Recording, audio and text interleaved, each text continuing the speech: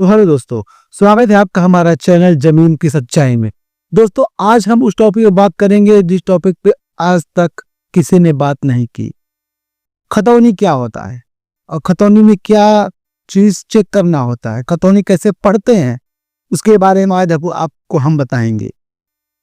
खतौनी क्या होता है, उसको कैसे पढ़ते हैं, खतौनी में अधिक जानकारियां लिखी होती हैं जो कि आप किसी को बिना चेक करवाए खुद से भी चेक कर सकते हैं। तो आज का हमारा जो टॉपिक है, ध्यान दीजिएगा आप लोग।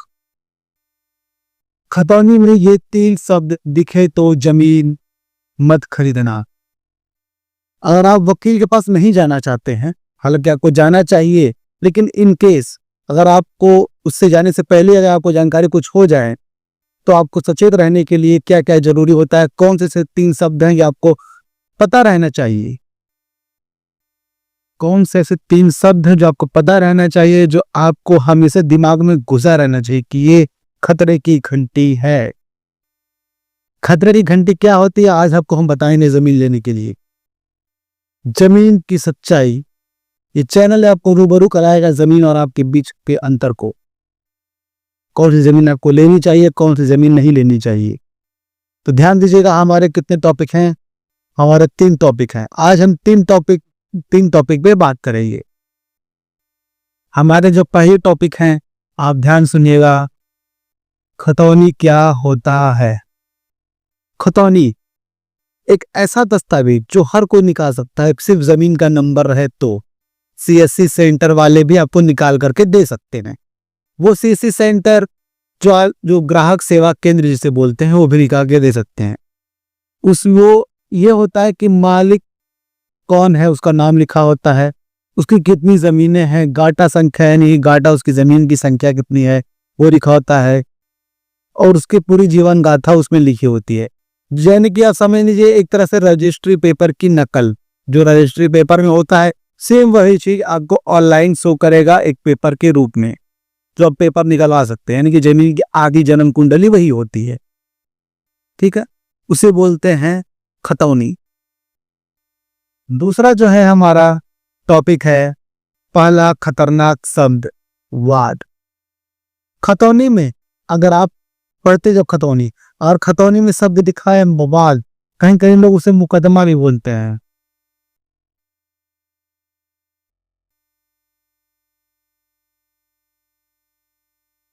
वाद यानी मुकदमा।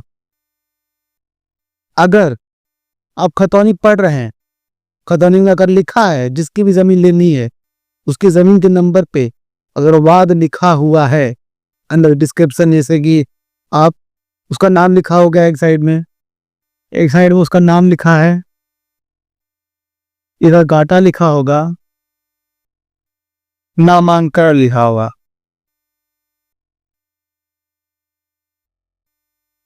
इधर पूरी जन्म कुंडली इधर लिखी रहेगी। यहाँ नाम लिखा रहेगा, खातेदार का नाम, गाटा यहाँ नंबर लिखा रहेगा, ये लिखा रहेगा जन्म कुंडली यहाँ पे।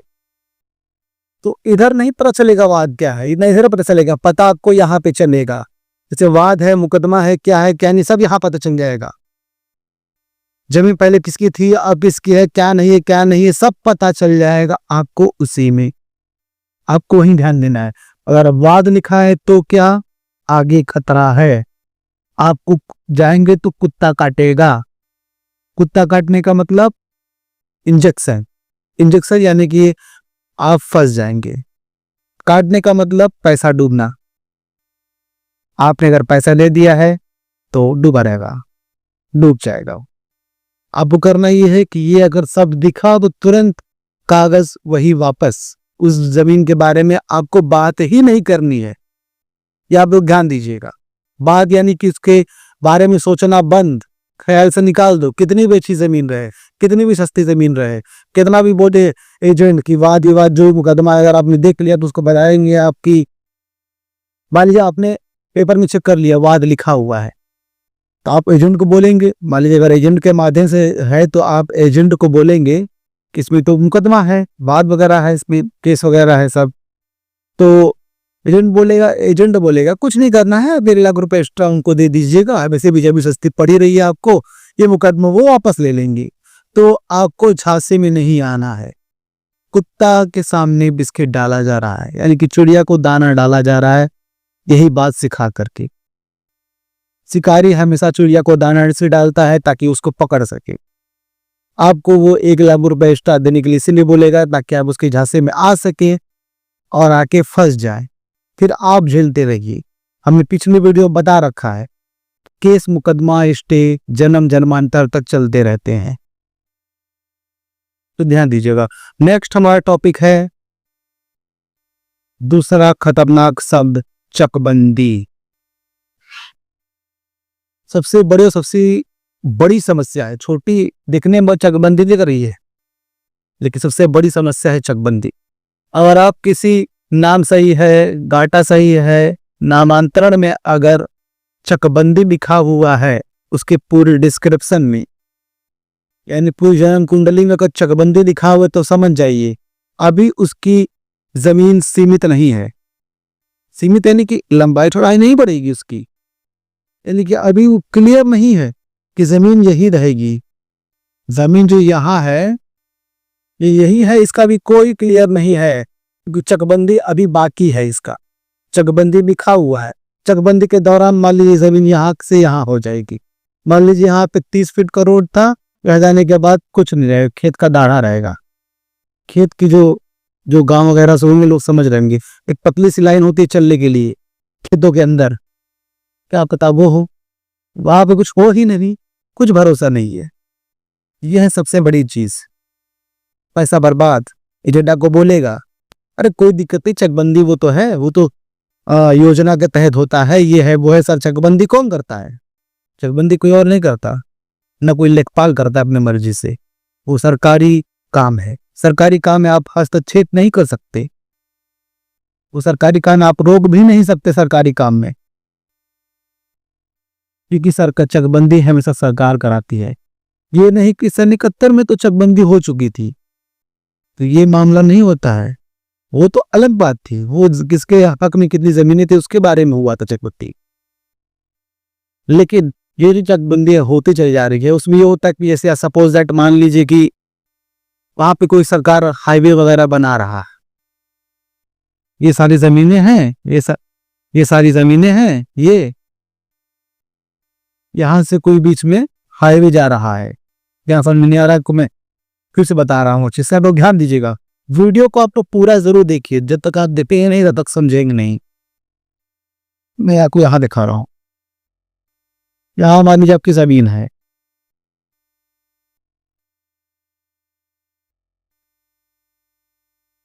यहां से कोई रोड सरकार निकाल रही अपने नियम के अधीन है, अपने नियम के जग से।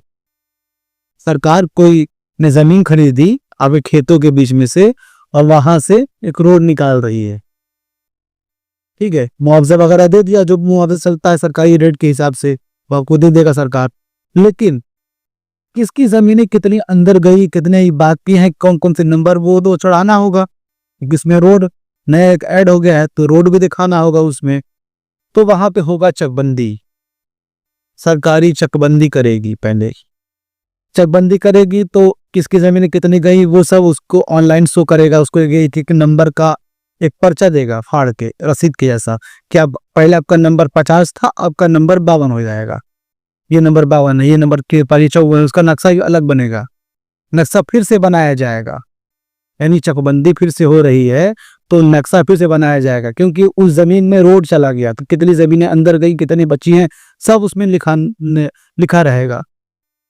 तो हर खाते धारक को एक एक पर्चा फाड़ के दिया जाएगा, इसमें उसका नंबर लिखा रहेगा, नए रूप से उसका नाम लिखा रहेगा, कितनी जमीन उसकी है, कितनी उसकी रोड में गई, कितनी बची है, सब लिखा रहेगा उसमें, ठीक है, ये होता है। उसके बाद होगा धारा 52 का प्रकाशन। धारा 52 प्रकाशन,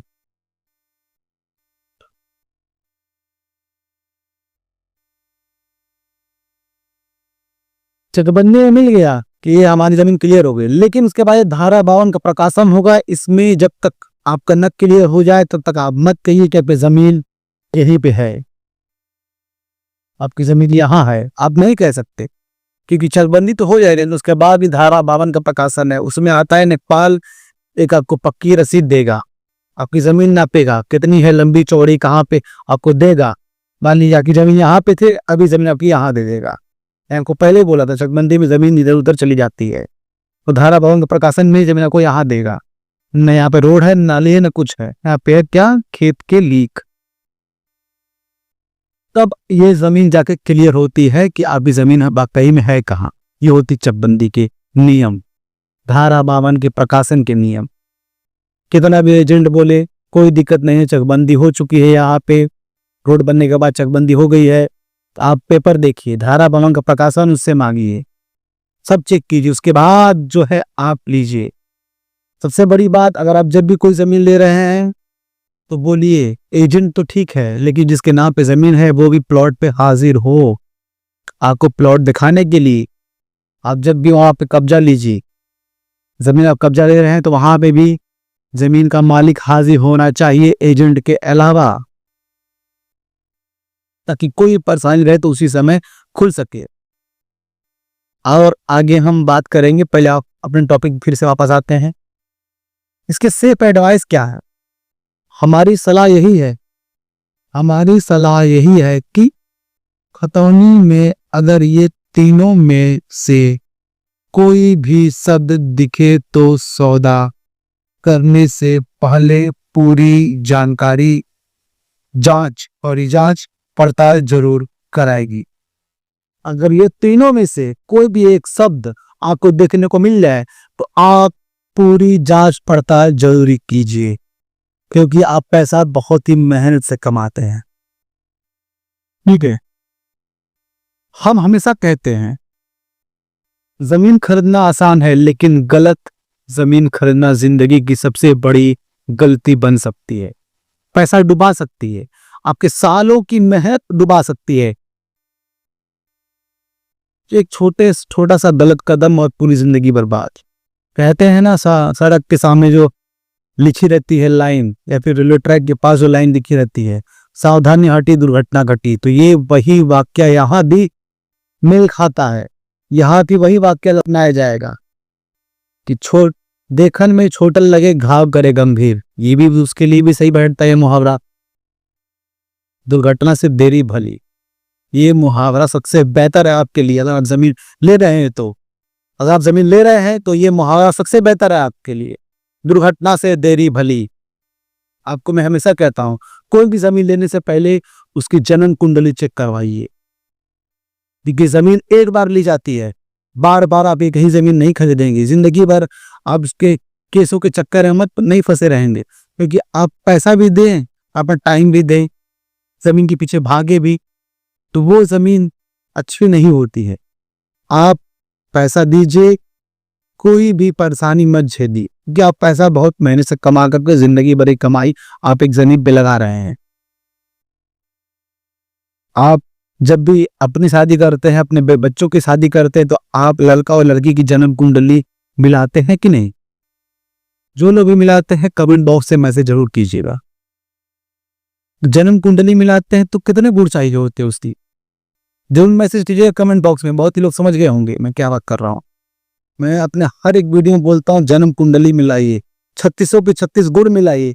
सेम वैसे ही आप जमीन के कागजात चेक कीजिए, वकील हायर कीजिए। वकील कितना लेगा पैसा? वकील लेगा 500,